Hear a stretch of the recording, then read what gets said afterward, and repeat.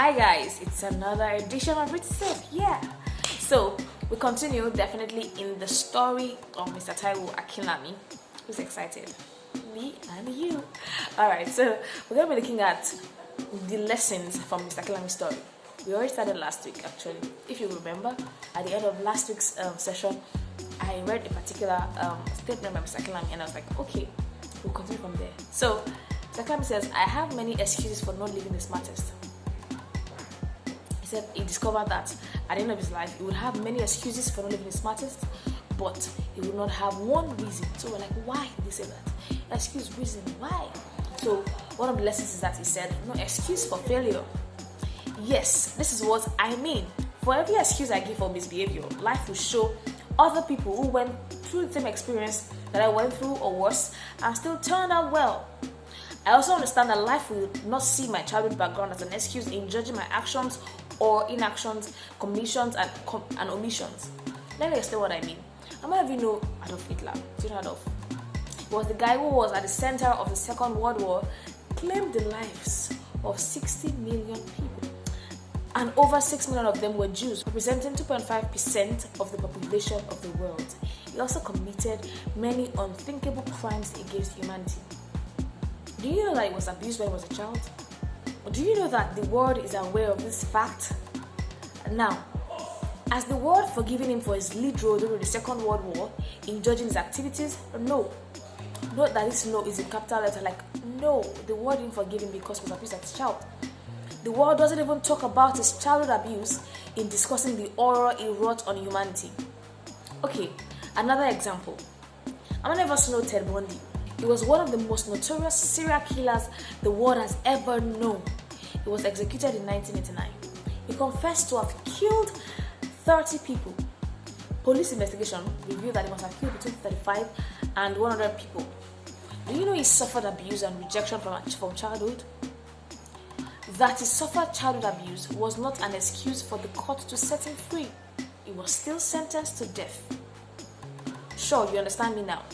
All I'm saying is that irrespective of our background and the country we live in, we must choose to take personal responsibility for our lives. It's your life. That was the decision people like Audrey Hepburn took. She was abused as a child, abandoned by her father, and rescued by Red Cross. She rose to become a successful actress, a social worker, and became a UNICEF Goodwill ambassador. She didn't just say, oh, I was abused, so I'm going to mess up, I'm going to be bad. Oh, no. She decided to still make something out of herself. She supported her father financially until he died. She simply decided to be the smartest. She took responsibility. Her world has no choice but to give her what was due to her. Her world did not also refuse to recognize her because she was abused when she was young. They get dichotomy. So, because you were abused when you were young, or because something happened to you, how you were raised, the world will not, when you do bad, the world won't say that, oh, let's forgive her or him because of our childhood. The same way when you do good, the world will still reward you. Your childhood experiences and abuse would not be a deterrence from you getting what is due to you. I hope you got that.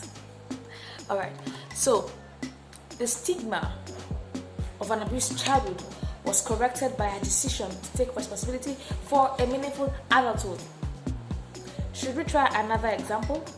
Okay, let me tell you about Ismail Bia, a former Sierra Leonean child soldier rescued by UNICEF. He became a soldier at age 12. He confessed to have killed many people before he was rescued. Today, he's a human rights activist and he has authored his story, A Long Way Gone, Memoirs of a Boy Soldier. Bia simply took responsibility to be the smartest. I'm sure some of you are asking the question, we have no role models in this country. Well, you may be right. Our leaders, both at home and public life, may not have given a good account of themselves. In fact, many of them may not have lived by example. First, let me say we live in a very foreign country. We live in a country without clearly defined national vision, articulated mission, and positive value system being modeled to us by our private and public leaders. I must say that living the smartest without existing models is difficult, but it is not impossible.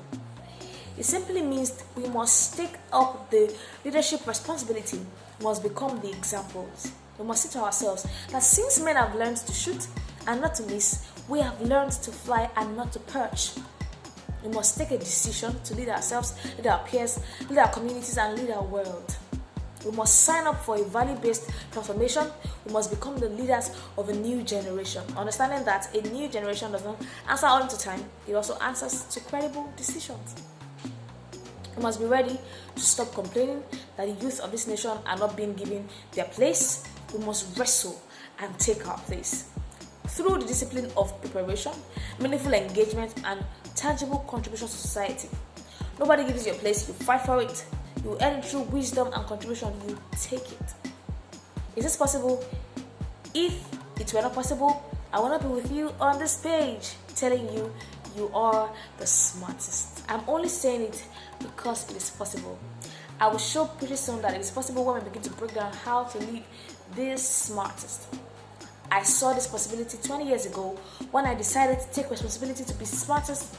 I decided to lead change by deciding for a threefold mandate. The first is to seek change through knowledge. The second is to practice change through desire, discipline, and skills. The third is to teach change through my lifestyle. Yeah. I like the threefold mandate. The threefold mandate. I think I will adopt it. I think you should too. First, to seek change through knowledge. Two, to practice change through desire, discipline, and skills. Then lastly, to teach change through my lifestyle. So you can do the same. Yeah. So we've come to the end of today's edition of Read to Save. Don't forget to subscribe, like, share. Everybody needs to hear this wonderful nuggets by Mr. Taiwo, Akinlami. And you can get this book so you can read the old content. You can get it on Amazon or Kada Books. It's just search for Taiwo Akinlami and get the books.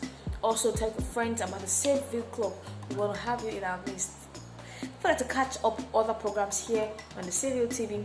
We have it locked down just for you. Have a wonderful time. Have a wonderful rest of the evening. Enjoy your weekend. This is me saying bye.